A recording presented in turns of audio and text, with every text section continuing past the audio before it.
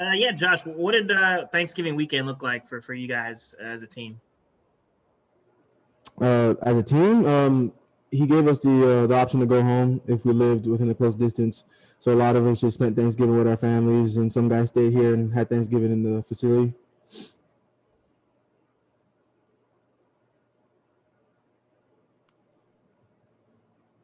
We'll go to Jimmy Himes and Gustavo. Josh, you've only had a couple of games in like a 5-week period. Has that been difficult to adjust to that? A little bit, you get used to running a lot, and then when you get a lot of time off, it doesn't really it's hard to get your legs back. But I feel like with the breaks, we've been able to get our legs back under us, running a little bit more, especially this past week. We ran a little bit more, but I mean, we just come out to practice and we work hard, and that's what we do here. So a lot of the time it works out. So we should be good for game day. On the flip side, I wonder if you would have fresh legs going into this last 3-game stretch. Yeah, I would say so. Like I said before, the only difficult part is when you're not running and getting your legs back. But once you start running a little bit more, you start to get your legs back. So, we've been starting that this week, so it should be good on game day. Gustavo? Josh, you play against Florida 3 times. It's your senior year. How special it is to play against Florida at home? And I imagine you definitely feel this game you want to beat the rival. Yeah, I've always wanted to beat them. I never really understood the rivalry when I first came here as a freshman, but throughout the years, I've grown to, dislike Florida, but in a friendly way, in a competitive way. But it's always exciting to play Florida, and I look forward to the game. We'll go to Rob Lewis, then Rick Russo. Hey, Josh, with so much practice time and so few games in the last 3 or 4 weeks, where do you feel like the offense has maybe made the most improvement? Just understanding the game plan. We've had a lot of time to really sit down with Chaney and him just explaining to us the whys and why we're doing certain things and how we're supposed to do them. So I think with a lot of this time off, we've been able to understand what he wants out of us. Josh, how frustrating has it? 2 questions. How frustrating has it been, watching other teams play and you guys not being able to get out there and play some football? Number 2, the concern level for your teammates who might be going through contact tracing and the hope that everything's okay and those guys are fine.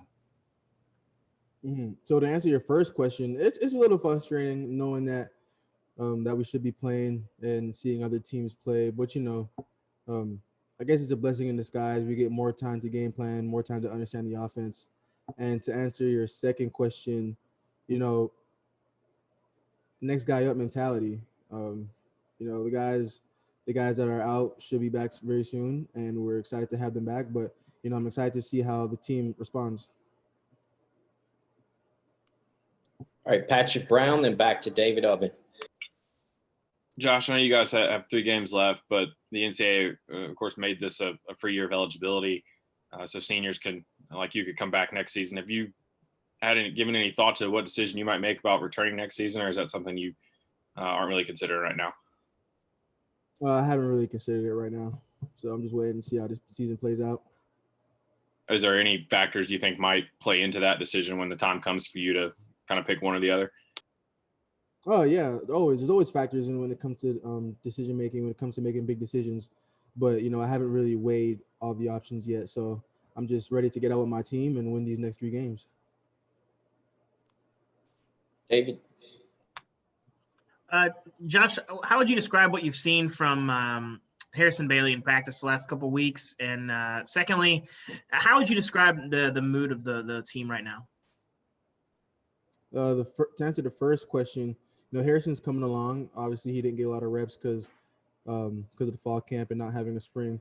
But all the quarterbacks are rallying together, pushing him. The receivers are pushing him. The coaches are pushing him. And, we're excited to see how he's going to respond. And, he's responding well in practice. So that's really exciting to see. And to answer the second question, I think our team morale is high. We've been off for some time. You said 2 games in the past 5 weeks. So we're just eager to get back out there and play.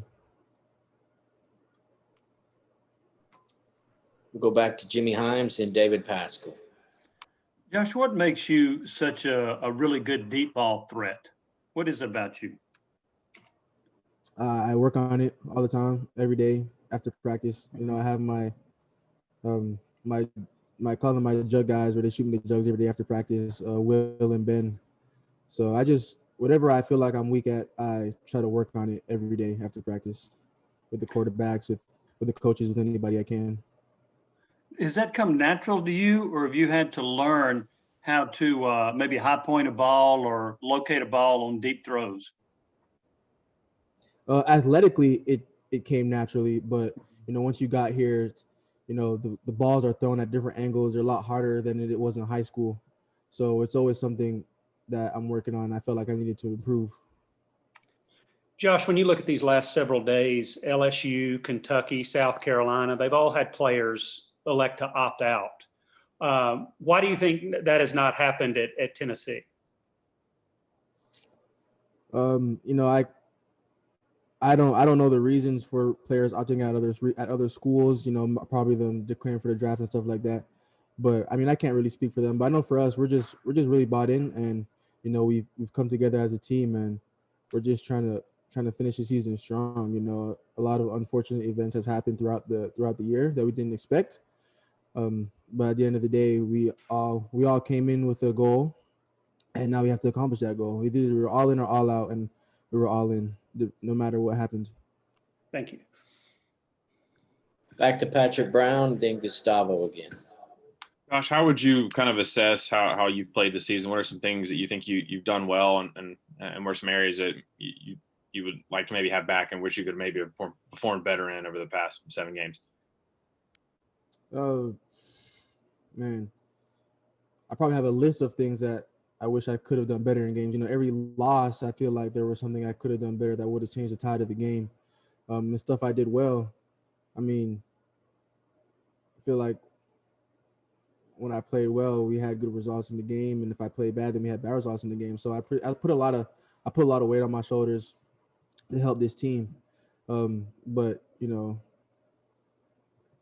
there's always things I need to improve on. So I don't really look at the things I'm supposed to do well, because I'm supposed to do it. Gustavo.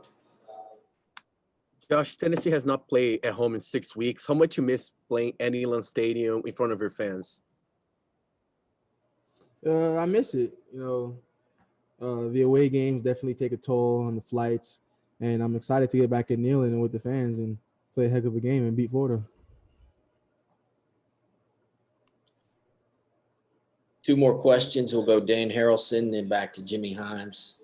I see Blake, you raised your hand, but let's go Dan first. Hey, Josh, you mentioned the jug machines after practice. Is that something that you think helps with your footwork and timing? And do you usually do that in like man-to-man coverage after practice? Yeah. Like I said, I have the 2 guys, Will and Ben, that help me every day. So Will play defense and will play me harder than a normal DB could in the game, because, the refs will call pass interferences. So, and that's an everyday thing I've been doing for the past 2 years with these guys. So they've helped me a lot in my development. And footwork, I don't really think it helps with footwork, but it helps with hand-eye coordination. Just when I work on getting the depth of certain routes, and then I'll work with the quarterbacks later so we can develop timing.